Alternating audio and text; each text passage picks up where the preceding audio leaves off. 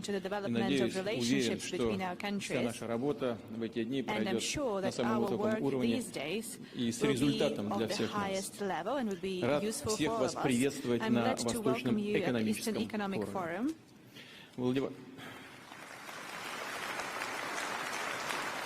Всех вас приветствовать на Владивостоком, столице Приморья, а теперь и всего Дальневосточного федерального округа России в пятый раз собирает глав ведущих стран Азиатско-Тихоокеанского региона, крупнейших инвесторов, бизнесменов, представителей общественности и экспертных кругов. В этом году мы принимаем свыше 8,5 тысяч участников из 65 стран. По сравнению с первым форумом, его представительство увеличилось более чем вдвое. Видим в этом убедительное свидетельство растущего интереса к российскому Дальнему Востоку, к тем возможностям для сотрудничества, которые предлагает этот, без всякого преувеличения, колоссальный регион. Сила, конкурентные преимущества Дальнего Востока — and hardworking, energetic people, educated and ambitious young people. Those are new centers of science, industrial growth, and industries of the future. Those also include the rich reserves of natural resources, broad logistic opportunities such as the Northern Sea route and other trans-Eurasian routes. And finally, that's the proximity with the fast-growing economies with the most dynamic region, that is the Asia-Pacific region. Naturally, when we adopted the long-term strategy for the development of the Far East in the middle of the 2000s, that is 15 years ago, we focused on the maximum degree of openness for the region, for it to be closely integrated into the economic, transport, educational, and humanitarian space of the Asia-Pacific region, and if we look at it more broadly, of the whole world. For the development of international and border cooperation, investment and technological partnerships. And that is for the creation of new opportunities, first and foremost for our citizens, for their work and for their life.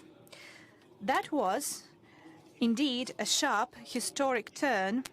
I would like to remind you that at the start and in the middle of the 20th century, and then during the years of the Cold War, many Far Eastern territories, for example, the Vladivostok itself, where we find ourselves today, had mostly military significance and were, as we said back in the day, restricted areas.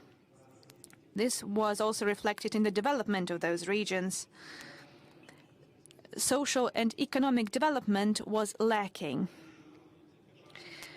And I would like to highlight that over the recent years, the situation has changed drastically, and we are proud that the Far East has become one of the symbols of the openness of Russia, of innovation and determination, and eliminating all kinds of barriers for business and human communication. Undoubtedly, we understand that such a result would hardly be possible without strengthening the atmosphere of trust and constructive cooperation in the Asia-Pacific region as a whole. We want these positive trends to be developed further so that our common region would be safe and stable. Our relationships with India, China, the Republic of Korea, Malaysia, Mongolia, Japan, and other countries of the Asia-Pacific region are based on the principles of respect and honest dialogue. I'm convinced they have great prospects which tally with the growing role that the Asia-Pacific region is to play in the coming decades. I believe that all those gathered here, the high-level guests that we have with us today, would agree with that. On par with openness, we also have one more key principle of our massive plans to develop the Far East of Russia, and that is their long-term and consistent nature. We concentrate our resources and step by step we administratively boost our efforts. We reach our goals and we set new tasks before ourselves. We always strive for more. Over the last 15 years, we have managed to set the conditions so that the Far East would be on the track of advanced growth. And those are not just words. I can provide you some proof. A great beginning for such a work was the preparation for hosting the APEC summit in Vladivostok in 2012. We have invested great resources in modernizing transport, business, and educational infrastructure in the city, in improving the capital of the region as a modern, dynamic city for people, as one of the scientific and educational centers in the Asia-Pacific region. Of course, we understand that a lot remains to be done, but we have also achieved a lot. And then, based on our achievements, we will launch major infrastructure, transport, industrial projects. And at the same time, while we try to improve business climate in our country, we have also proposed drastically new, in many aspects unique, instruments of support for business in the Far East, which are globally competitive. I would like to address all our colleagues who are going to invest in the Far East of Russia. Please use these opportunities. You should study them once again. Those are not just promises. This is actual practical steps which already function. So in the region, we have 20 priority development areas for social and economic development with special conditions for industry, preferential tax treatment, and government support measures. We have already 369 registered residents there, and they have struck deals for more than 2.5 trillion rubles, and they have, we will provide more than 60,000 new jobs. They have already invested 344.8 billions of rubles in investment and created 19.5 thousand jobs. Now we have the free port of Vladivostok, which spans across 22 municipal entities, and its purpose is to help the integration of the Far Eastern regions in the economic space of the Asia-Pacific region. They will help to boost our high-tech industries. The advantages of the free port were already used by 1,404 residents that have signed their agreements, business deals, for 700 billion rubles, and they are going to create 68,000 jobs. They have already invested 95.2 billion rubles and created more than 10,000 jobs. This is a fact. And in overall, thanks to the measures of support, starting from 2015, the investors have already invested 612 billion rubles into our economy, and they have launched 242 production facilities and created more than 39,000 new jobs. As a result, we have the growth of industrial production in the Far East. It currently stands at 23% over the last 5 years, and this is 3 times higher than the average in the country. The center of new competences, exchanges between the young people and international cooperation, both experiments in educational, science, new technologies. That is the Far Eastern Federal University, where we are gathered here today, as we are always gathered for this forum. And last year, 20,000 students studied at the university, and among them 3,500 foreigners from 74 countries of the world. More than 200 professors from abroad are teaching at the university, and we plan to further develop research infrastructure at the university, including the mega science lab construction. We can be sure that the university in the future will be a part of the backbone of the joint educational space of the Asia-Pacific region. Dear friends, at the previous Far Eastern forums, we have talked about the significance of the Far East for Russia, about our plans and tasks to develop it, of the instruments of support for business, how we can tap into those instruments. I have briefly spoken about this in my address today, although we understand, and just now with my colleagues during the working lunch, we talked about that without the people, without their energy, without their talents, without their interest in achieving results, no such goals could be reached. So in my address today, I'm going to focus on social and economic development and the social program of the development for the region. I believe it would be interesting not only for the people in Russia, but also for our potential investors who already work here in Russia. That would mean that we would create a favorable social and economic climate, and thus we would attract the needed labor resources. So yesterday, together with the leaders of the Far East region, we discussed new stage of development for the Far East. And the point is to convert the economic gains of the recent years into a social growth spurt, into better quality of life for the people. So we need to have changes in healthcare, education, in improving cities and villages that would be felt by millions of people. And such changes should be felt not only in some distant future, as I have already mentioned, not only years later, but very, very soon. And I would like to highlight that compared to 2005, the migration outflow from the Far East has decreased twofold. We need to turn the tide, and the Far East should not lose, but gain more people with their energy, power, and initiative. So I would like to go back to our talk at the working lunch. We discussed this topic, and my colleagues actually raised this question. What is the outflow of people from the Far East? That is indeed a very important question from the moral and ethical point of view, and from the economical point of view as well. This region should be attractive for qualified personnel and for the young people, because the young people are our future. Even more so that the Far East is a very young region of Russia. It has great demographic potential, which we need to keep and multiply. The overall birth rate is higher than the average in Russia. Out of 8,200,000 people living in the Federal District, almost 1.5 million are school children, students, and college students. They have victories in various sports competitions, international and all-Russian scientific competitions. For example, recently Kazan hosted World Skills Junior, and the gold medal was won by the 9th grader Andrei Mishkov from Ulan-Ude. He was the best when it comes to information technologies, and once again I would like to congratulate him on that.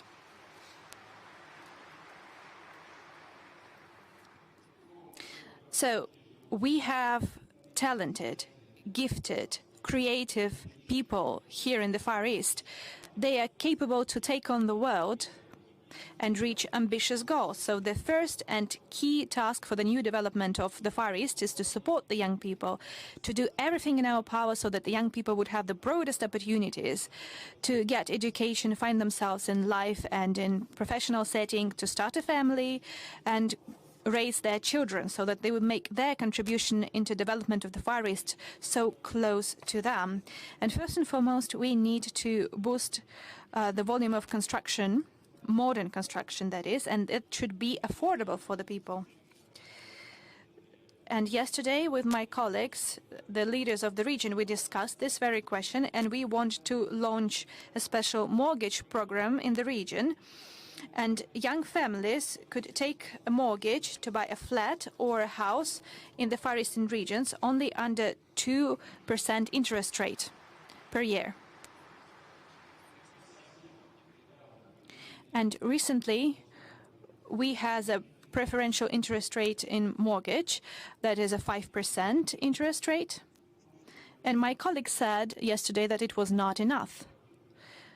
And I would like to tell the leaders of other regions that it is not possible to do all around the country, and that would actually have no effect, because this measure is there to attract highly qualified personnel to the Far East of Russia.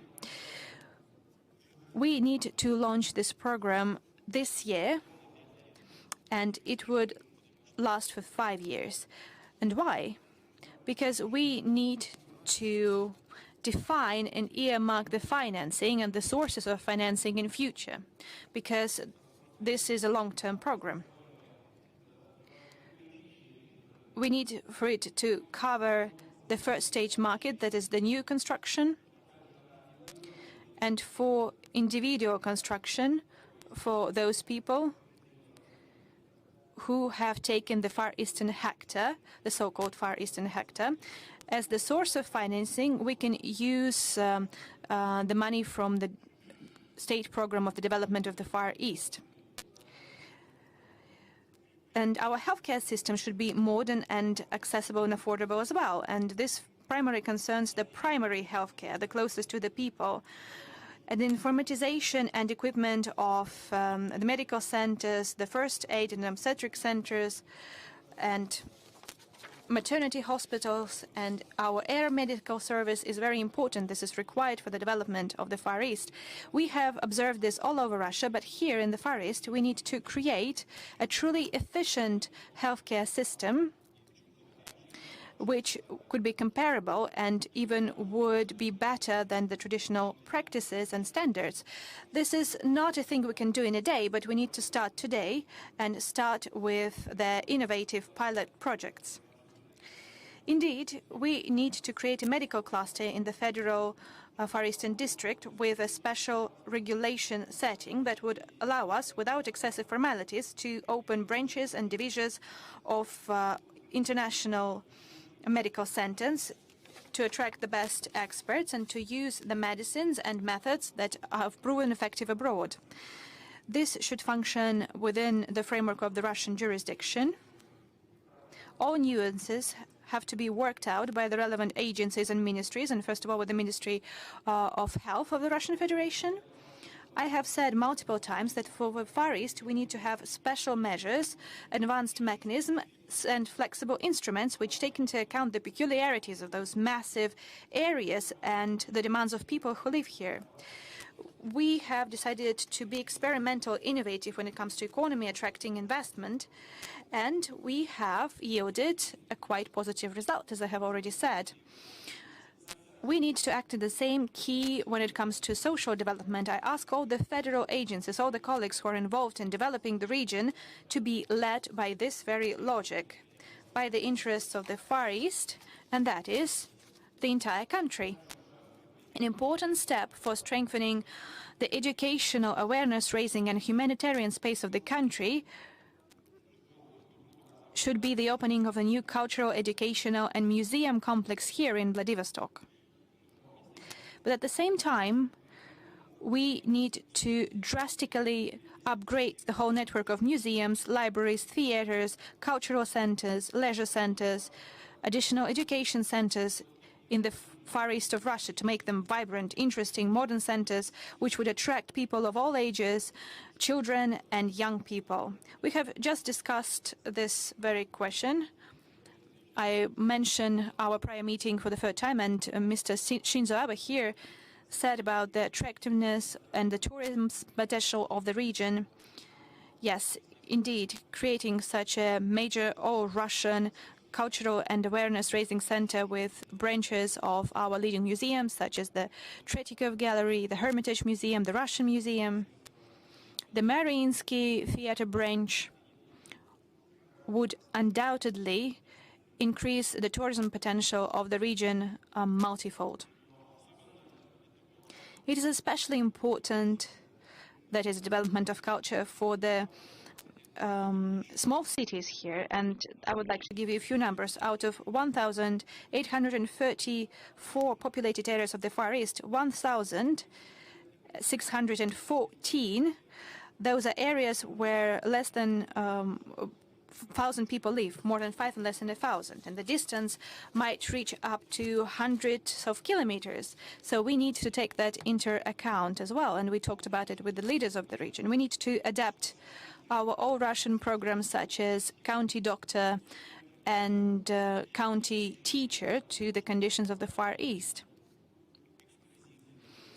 For example, we might increase the payments for physicians, physician assistants, teachers, especially those who come to the very small villages in the Far East.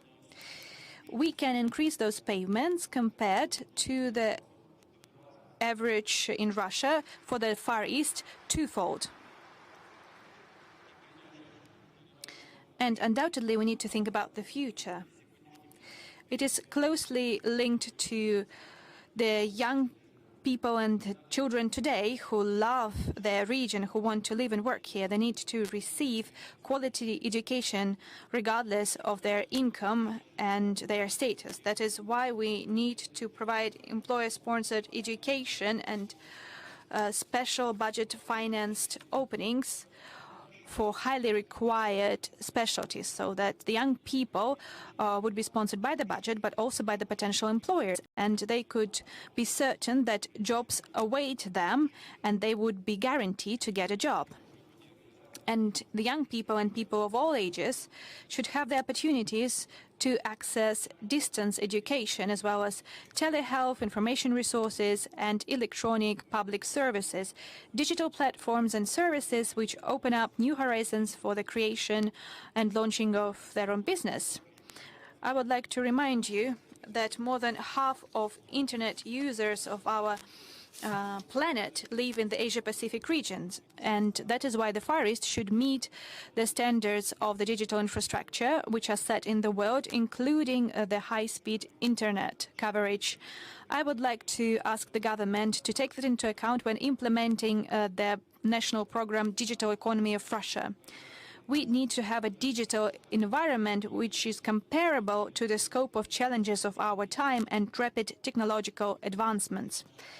That is why our second important strategic task, the Russian Far East, should become one of the global centers of high technologies and competences, new industries, and new areas of production. That is the focus of the leading quality jobs for well-qualified professionals. Thank you. And first and foremost, for the people living in the Far East, for those citizens of Russia who live here in this region. And this is our principled position. We have the groundwork laid for that. And here on the Russky Island, we have a massive innovative cluster. We are also advancing our space industry around the spaceport of Vostochny. Aircraft construction and gas processing is also developing here, as well as chemical industry. We are continuing to create the Zvezda shipbuilding plant, and we are going to focus on increasing the exports of deep processing products. Again, this is our principled position, and I would like to draw the attention of Russian and foreign investors to this, the residents of advanced development areas and the free port of Vladivostok. So we increase the export taxes for roundwood, for example, but at the same time, we are ready to buy products, including on the markets of third countries.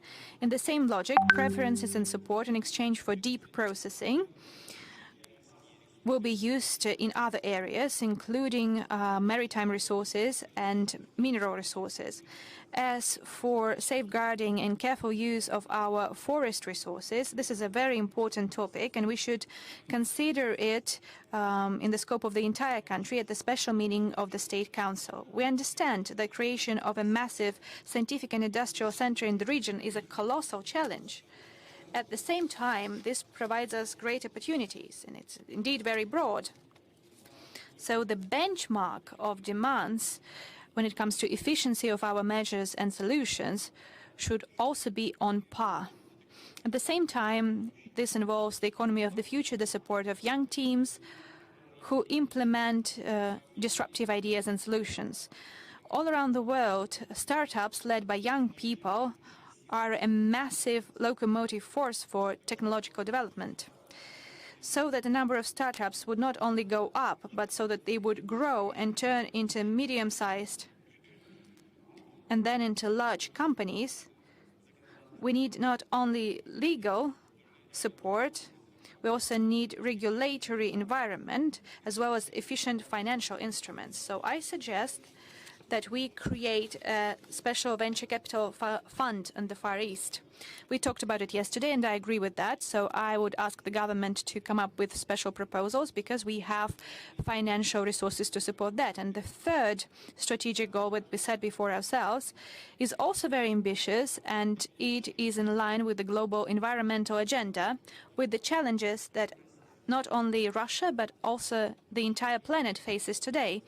We are talking about the development of the Russia's Far East as a global natural and tourism center, as an international experimental ground where we could test various approaches to resolving the most important issue for all of us. That is how to strike the proper balance between economic activities, the development of ecotourism, accessibility of nature for the people, and at the same time safeguarding our unique ecological systems. And today, the unique beauty of the Far Eastern areas attracts hundreds of thousands of tourists. In 2016, the region was visited by 5.2 million people, including 750,000 foreigners. And last year, almost 7 million people, and around 1 million of them were citizens of other states. The reaches include the Lake of Baikal, the Kronetsky Natural Reserve in Kamchatka, the National Park Alhanai in Zabakalya region. All in all, there are 64 designated conservation areas in the region of federal significance, and I would like to highlight that I have already tasked my team to count and to define the borders of all those conservation areas, national parks, etc., etc. We need to accelerate this work all over the country, and in the Far East, we need to do that first and foremost. Then we need to launch the PPP projects in tourism, to invite responsible investors, to offer them a preferential regime while keeping in line with the criteria of ecotourism. And we need modern information resources so that the people could swiftly and conveniently receive all the necessary information, when and where they can go, what tourist route they should choose, and foreign citizens could also receive their visa very rapidly. And by the way, here in the Far East, we have first introduced the e-visa system.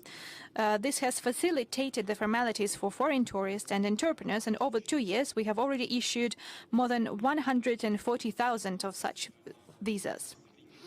All the development goals and the modern quality of life standards need a new level of mobility, and for the Far East, this is first and foremost a developed air traffic system, accessible tickets for flying inside the region as well as to Siberia and Central Russia and abroad.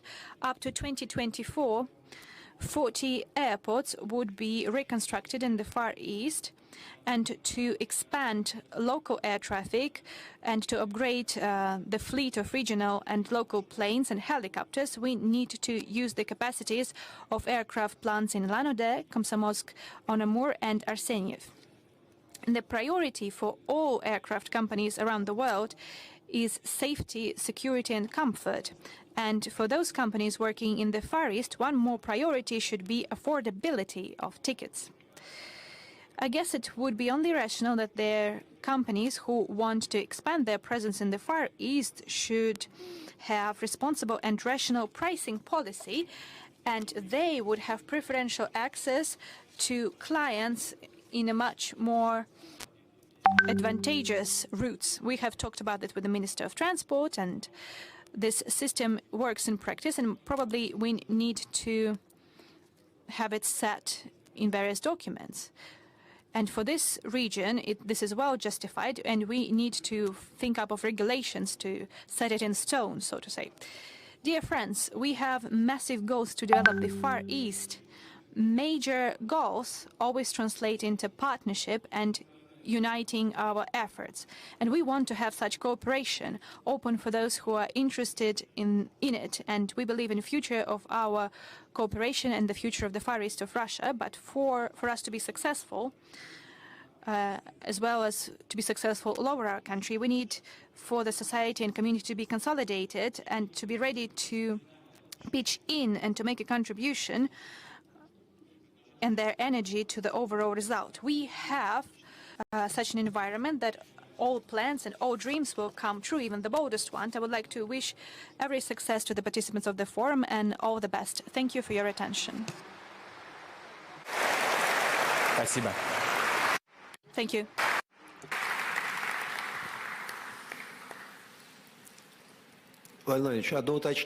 Mr. Mr. President, if I may, just a short clarification. Almost in one sentence, you managed to identify the key drivers of development, the true diamonds, I would say. Komsomolsk, Amur producing the most modern planes, more factory, and the Zvezda shipyard, and the advanced development territories. By saying that, do you believe that foreign investment might also go to such venues like Zvezda shipyard and the space launching facility? Certainly. Speaking of the airplanes factory, they already exist and there are foreign investments in place. We know it very well, and the whole world knows that we have our amazing fighter aircrafts, Su-30 or 34, world-renowned 2 pluses, Su-35, and the 5th-generation aircrafts 57. But Superjet, Sukhoi Superjet, is something that has been produced by us together with our Italian and French partners. We are working on that, and we are open for foreign investment. We have nothing to hide. Although we do have something to hide. Yeah, but we'll be very cautious in closing the type of information that is stated. We're discussing who should be the one constructing the next stages of it. But generally, this space launch facility is designed to do the launches for civil purposes. We therefore believe it is not just possible to work together with foreign partners. We're very much interested in that type of cooperation, and we very much invite them to participate. We already have joint projects with India in the space area. We actively collaborate on that with our colleagues from People's Republic of China. We have good cooperation with the European Space Agency. And we hope that in the future it would develop even further. We work with the United States as well. We are doing quite a lot of launches in the interest of our partners and also in the interests of the United States. And those launches are planned to be shifted to the Vostochny space launch facility. So I do not see any single area that could be closed for cooperation with our foreign partners. On the contrary, we're very much interested in engagement of that type, including the Zvezda shipyard. We visited it just yesterday with Prime Minister Modi. Of course, we'll be constructing the most advanced high-tonnage vessels, and there will be all type of services that are suitable for working on the shelf in the Arctic zone, and in particular for transportation of LNG and oil products, any type of cargoes and freight. And yesterday we discussed it with the Prime Minister that we'll be searching for opportunities of joint work. Probably there might be some specific vessels that be constructed here. It is an international cooperation that is flourishing in this way. So some of the vessels could be built in Russia, while some of them might be completed at the shipping yards in India, and a renowned leading Russian company in the area.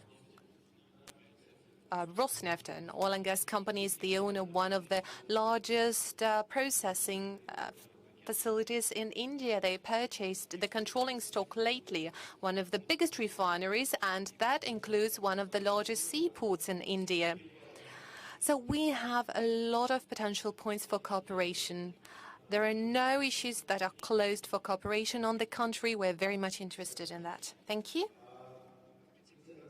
Before I give the floor to Prime Minister of India, I'd like to emphasize that President Putin slightly commented on some things that were discussed between him and Prime Minister Modi in a one-to-one meeting. When I took a look at the agenda of the meeting, I thought, think of a situation when an Indian businessman decides to come to Vladivostok, and the shortest journey would be via Korea, and it would take around 18 hours or up to 20 or 23 hours. Obviously, the speed of reaching India from Vladivostok and vice versa would be much faster if that is a maritime route as suggested by Prime Minister Modi between Chennai and Vladivostok. And today we see this type of high connectivity emerging. Mr. Prime Minister Modi, please take the floor.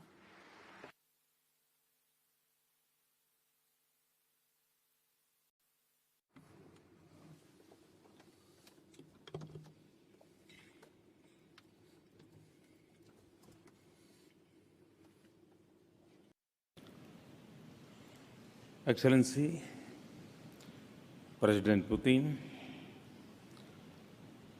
President Batulga, Prime Minister Abe, Prime Minister Mahathir, friends, Namaskar, Dobry Din.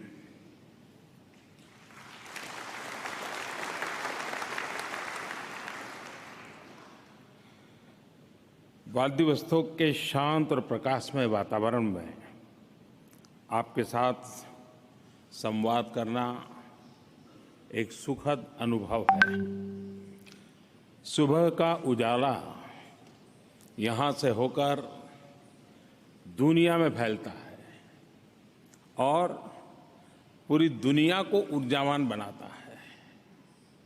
मुझे पूरा विश्वास है कि आज का हमारा यह मंथन केवल फार ईस्ट ही नहीं बल्कि पूरी मानव जाति के कल्याण के प्रयासों को नई ऊर्जा और नई गति देगा। इस महत्वपूर्ण अवसर को मुझे हिस्सा बनाने के लिए मैं अपने मित्र राष्ट्रपति पुतिन का आभारी हूं। राष्ट्रपति जी ने मुझे यह निमंत्रण भारत के आम चुनाव से पहले ही दे दिया था। 130 करोड़ भारतवासियों ने मुझ पर विश्वास जताया और आपके निमंत्रण भी उनका विश्वास और मोहर लग गई। फ्रेंड्स, 2 साल पहले राष्ट्रपति पुतिन ने मुझे सेंट पीटर्सबर्ग इकोनॉमिक फोरम में आमंत्रित किया था। यूरोप के फ्रंटियर से पैसिफिक के गेटवे तक मेरी भी एक प्रकार से ट्रांस साइबेरियन यात्रा हो गई है। व्लादिवोस्तोक यूरेशिया और पैसिफिक का संगम है। यह आर्कटिक और नॉर्दर्न सी रूट के लिए अवसर खोलता है। रूस का करीबन 3/4 भूभाग एशिया है। फार ईस्ट इस महान देश की एशियन आइडेंटिटी को सुदृढ़ करता है। इस क्षेत्र का आकार भारत से करीब 2 गुना है। इसकी आबादी सिर्फ 6 मिलियन है, लेकिन यह रीजन खनिज, ऑयल और गैस जैसे प्राकृतिक संसाधनों का धनी है। यहाँ के लोगों ने अपने अथक परिश्रम, साहस और इनोवेशन से नेचर की चुनौतियों पर विजय पाई है। यही नहीं, कला, विज्ञान, साहित्य, स्पोर्ट्स, इंडस्ट्री और एडवेंचर, मानव गतिविधि का ऐसा कोई एरिया नहीं है जिसमें फार ईस्ट के लोगों ने, व्लादिवोस्तोक के बाशिंदों ने सफलता हासिल ना की हो। साथ ही उन्होंने रूस और उसके मित्रों के लिए भी अनेक अवसर बनाए हैं। फ्रोजन लैंड को फ्लावर बेड में बदलकर एक सुनहरे फ्यूचर का आधार तैयार किया है। कल राष्ट्रपति पुतिन के साथ मैंने street of the far east exhibition देखा। यहाँ की विविधता, लोगों की प्रतिभा और टेक्नोलॉजी के विकास ने मुझे बहुत ही प्रभावित किया है। इनमें प्रगति और सहयोग की अपार संभावनाएं मैंने महसूस की हैं। फ्रेंड्स, भारत और फार ईस्ट का रिश्ता आज का नहीं, बहुत पुराना है। भारत वो पहला देश है जिसने व्लादिवोस्तोक में अपना कॉन्सुलेट खोला। तब भी और उससे भी पहले भारत और रूस के बीच बहुत ही भरोसा था। सोवियत रूस के समय भी जब अन्य विदेशियों पर यहां आने पर पाबंदियां थी, व्लादिवोस्तोक भारतीय नागरिकों के लिए खुला था। रक्षा और विकास के बहुत सा साजो सामान व्लादिवोस्तोक के जरिए भारत पहुंचता था और आज इस भागीदारी का पेड़ अपनी जड़ें गहरी कर रहा है। दोनों देशों के लोगों के लिए सुख समृद्धि का सहारा बन रहा है। भारत ने यहां एनर्जी सेक्टर और दूसरे नेचुरल रिसोर्सेज जैसे डायमंड में महत्वपूर्ण निवेश किया है।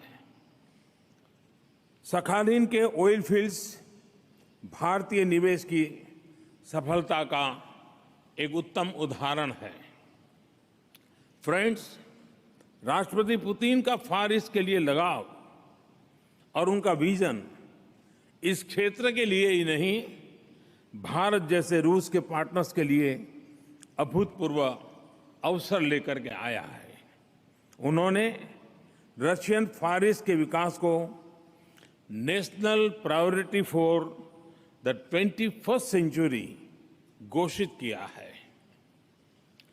उनकी होलिस्टिक अप्रोच यहां जीवन के हर पहलू को, इकोनॉमी हो या एजुकेशन, हेल्थ हो या स्पोर्ट्स, कल्चर हो या कम्युनिकेशन, ट्रेड हो या ट्रेडिशन, हर एक को बेहतर बनाने का प्रेरक प्रयास है। एक और उन्होंने इन्वेस्टमेंट के रास्ते खोले हैं, तो दूसरी ओर सामाजिक सेक्टर्स पर भी उतना ही ध्यान दिया है। मैं स्वयं उनके इस विजन से प्रभावित हुआ हूं और इसे शेयर भी करता हूं। भारत उनकी इस विजनरी जर्नी में कदम से कदम मिलाकर रूस के साथ चलना चाहता है। मैं अपने अनुभव के आधार पर कह सकता हूं कि फार ईस्ट और व्लादिवोस्तोक के रैपिड, संतुलित और समावेशी विकास के लिए राष्ट्रपति पुतिन का विजन जरूर कामयाब होगा, क्योंकि यह रियलिस्टिक है और इसके पीछे यहाँ के मूल्यवान संसाधनों और लोगों की असीम प्रतिभा है। उनके विजन में इस रीजन के लिए और यहाँ के लोगों के लिए सम्मान और प्यार झलकता है। भारत में भी हम सबका साथ, सबका विकास, सबका विश्वास के मंत्र के साथ एक नए भारत के निर्माण में जुटे हैं। 2024 तक भारत को $5 ट्रिलियन की इकोनॉमी बनाने के संकल्प को सिद्ध करने में जुटे हैं। तेजी से बढ़ते भारत और उसकी प्रतिभा की इस रीजन से भागीदारी एक 11 बनाने का ऐतिहासिक मौका है। फ्रेंड्स, इसी मोटिवेशन से हमने ईस्टर्न इकोनॉमिक फोरम में हमारे पार्टिसिपेशन के लिए अभूतपूर्व तैयारी की। कई मंत्री, 4 राज्यों के मुख्यमंत्री और करीब 150 बिजनेस लीडर्स यहां आए। उन्होंने राष्ट्रपति के विशेष दूत, फार ईस्ट के सभी 11 गवर्नर्स और उनके बिजनेस लीडर्स से मुलाकात की। रूस के मंत्री और फार ईस्ट के बिजनेस लीडर भी भारत आए। मुझे ये बताते हुए खुशी रही है कि हमारी इन कोशिशों के बहुत ही अच्छे परिणाम आ रहे हैं। एनर्जी से लेकर के हेल्थ, एजुकेशन से लेकर के स्किल डेवलपमेंट, माइनिंग से लेकर के टिम्बर, अनेक क्षेत्रों में करीब 50 बिजनेस एग्रीमेंट हुए हैं। इनसे कई बिलियन डॉलर्स के व्यापार के निवेश की अपेक्षा है। फ्रेंड्स, फार ईस्ट के विकास में और योगदान देने के लिए भारत $1 बिलियन की लाइन ऑफ क्रेडिट देगा। यह पहला मौका है कि हम किसी देश के क्षेत्र विशेष को लाइन ऑफ क्रेडिट दे रहे हैं। मेरी सरकार की एक्ट ईस्ट पॉलिसी ने ईस्ट एशिया को एक्टिवली एंगेज किया है और आज की यह घोषणा एक्ट फॉर ईस्ट का टेक ऑफ पॉइंट साबित होगी और ये मेरा पक्का विश्वास है। यह कदम हमारी इकोनॉमिक डिप्लोमेसी में भी एक नया आयाम जोड़ रहा है। मित्र राष्ट्रों के रीजन्स के विकास में हम उनकी प्राथमिकताओं के हिसाब से एक्टिव भागीदार बनेंगे। फ्रेंड्स, भारत की प्राचीन सभ्यता के मूल्यों ने हमें सिखाया है कि प्रकृति से उतना ही ले जितने की जरूरत है। हम प्राकृतिक संसाधनों के संवर्धन पर विश्वास करते हैं। प्रकृति के साथ यही तालमेल सदियों से हमारे अस्तित्व और विकास का अहम हिस्सा रहा है। फ्रेंड्स, जिन देशों में भारतीय डायस्पोरा है, वहाँ के लीडर्स जब भी मुझे मिलते हैं, भारतीयों के श्रम, ईमानदारी, अनुशासन और निष्ठा की भरपूर प्रशंसा करते हैं। भारतीय कंपनियों ने, कारोबारियों ने दुनिया भर में कितने ही क्षेत्रों के विकास में योगदान किया है, वेल्थ क्रिएशन का काम किया है।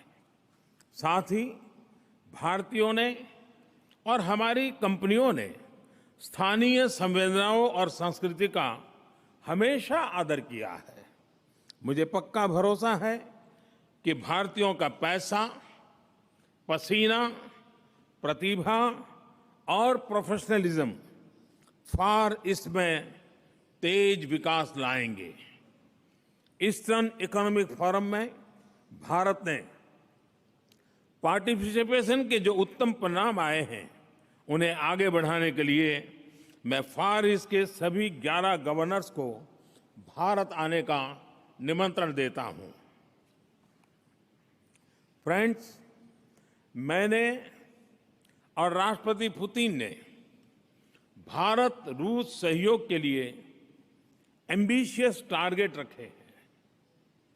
हमारे संबंधों में हमने नए आयाम जोड़े हैं, उनको विविधता दी है। संबंधों को सरकारी दायरे से बाहर ला करके प्राइवेट इंडस्ट्री के बीच ठोस सहयोग तक पहुंचाया है। उनको राजधानियों से बाहर स्टेट्स और रीजन्स तक ले गए हैं। हमने हर क्षेत्र में सहयोग को अपनी special and privilege strategic partnership के सांचे में बढ़ाया है, ढाला है। हम मिलकर स्पेस की दूरियां भी पार करेंगे और समंदर की गहराइयों से समृद्धि भी निकाल के ले आएंगे। फ्रेंड्स, इंडो पैसिफिक रीजन में सहयोग का नया दौर हम शुरू करने वाले हैं। व्लादिवोस्तोक और चेन्नई के बीच जब शिप चलने लगेंगे, जब व्लादिवोस्तोक नॉर्थ ईस्ट एशिया के मार्केट में भारत का स्प्रिंग बोर्ड बनेगा, तब भारत रूस की साझेदारी और गहरी होगी और फलेगी और फूलेगी। तब फार ईस्ट एक और यूरेशियन यूनियन और दूसरी ओर ओपन, फ्री और इंक्लूसिव इंडो पैसिफिक का संगम बनेगा। इस क्षेत्र में हमारे संबंधों का मजबूत आधार होगा रूल बेस्ड ऑर्डर। सॉवरेनिटी और टेरिटोरियल इंटीग्रिटी के लिए सम्मान और अंदरूनी मामलों में दखल से परहेज। फ्रेंड्स, मशहूर फिलोसोफर और लेखक टॉल्स्टॉय भारत के वेदों के अपार ज्ञान से बहुत प्रभावित थे और यह वेद वाक्य तो उन्हें बहुत पसंद था। एकम सत विप्राह बहुधा वदंती। उन्होंने अपने शब्दों में इसे ऐसे कहा था, all that exist is one, people call that one by different names. इस वर्ष पूरा विश्व महात्मा गांधी की 150वीं जन्म जयंती मना रहा है। टॉल्स्टॉय और गांधी जी ने एक दूसरे पर अमिट प्रभाव छोड़ा था। आइए भारत और रूस की साझा प्रेरणा को हम और मजबूत करें, एक दूसरे की तरक्की में और अधिक भागीदार बने, अपने शेयर्ड रीजन और विश्व के स्टेबल और सिक्योर भविष्य के लिए मिलकर के काम करें। ये हमारी साझेदारी के नए अध्याय की शुरुआत होगी। मैं जब भी रूस आया हूं तो भारत के लिए यहाँ प्यार, मैत्री भाव और सम्मान ही पाया है। आज भी इन्हीं भावनाओं का अनमोल उपहार और गहरे सहयोग का संकल्प यहाँ से लेकर के जा रहा हूं। मैं अपने मित्र राष्ट्रपति पुतिन का विशेष धन्यवाद करना चाहूंगा। हम जब भी मिलते हैं तो बहुत खुले दिल से और बहुत समय लेकर के मिलते हैं। कल अपनी तमाम व्यस्तताओं के बीच उन्होंने मेरे साथ अलग अलग स्थानों पर कई घंटे बिताए और रात के 1 बजे तक हम एक साथ रहे। मेरे लिए ही नहीं बल्कि भारत के प्रति उनके मन में जो प्यार है वो उसमें झलकता है। मुझे यहाँ की और भारत की एक और सांस्कृतिक समानता दिखाई दे रही है। मेरे होम स्टेट गुजरात में बाय बाय की जगह, बाय बाय नहीं कहते हैं, बाय बाय की जगह आवजो कहते हैं, जिसका मतलब है आप फिर जल्दी आइए। यहां कहते हैं दसवीं दानिया।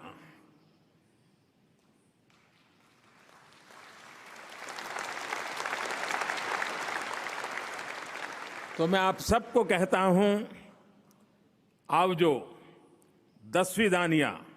बहुत बहुत धन्यवाद। स्पासिबा बलशोई।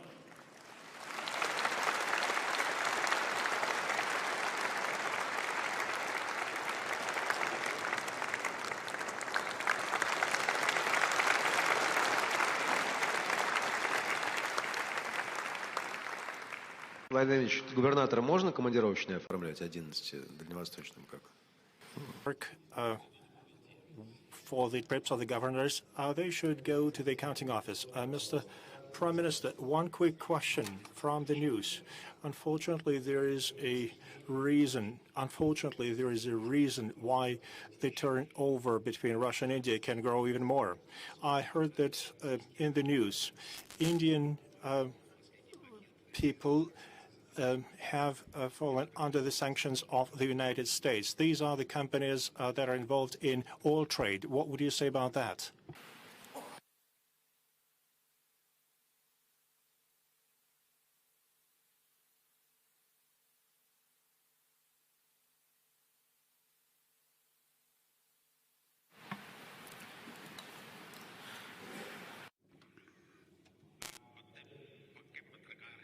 You are a good journalist. You have really couched your question in very interesting words. Between India and Russia, वो हर क्षेत्र में फला फूला है। भारत का ऑयल एंड गैस के क्षेत्र में इन्वेस्टमेंट है। रशिया की कंपनियों का भी खास करके technology transfer, defence manufacturing, energy के क्षेत्र में अभी अभी इन्वेस्टमेंट हुआ है। तो हम दोनों देशों के बीच में ऐसी कोई रुकावटें नहीं है। जो आपका तीसरा सवाल है, जो बिल्कुल एक पत्रकार के हैसियत से आपने बढ़िया ढंग से पूछा है, मैं समझता हूं कि दुनिया के अंदर इस पर बड़ी डिबेट चल रही है कि जिस देश के लिए सैंक्शन लगते हैं उस पर इसका कितना प्रभाव होता है वो एक बात है, लेकिन उसके कारण दुनिया के अन्य देशों पर जो प्रभाव होता है, विश्व की ओवरऑल इकोनॉमी जो प्रभाव होता है, उस पर आज विश्व में गहरी चिंता भी है, चर्चा भी है।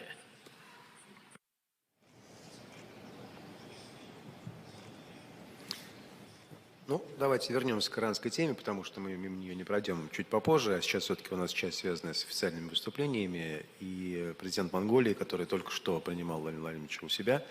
Пожалуйста, президент Баталга, прошу вас подойти к сцене. К подиуму, к трибуне. Ну, он может и на подиуме выступить. Посмотрите, как он выглядит. Все-таки чемпион мира по самбо. He's world champion in sambo wrestling. баярлалаа. Ингээд Улсын орны ерөнхийлөгч Владимир Владимирович Путин, Япон улсын ерөнхий сайд Шинзо Абе, Бүгд найрамдын улсын ерөнхий сайд Нарендра Моди, манай улсын ерөнхий сайд Махатир Мохаммед мөн та бүхэн хатагтай ноёдоо та бүхэнд энэ өдрийн мэндийг хүргье.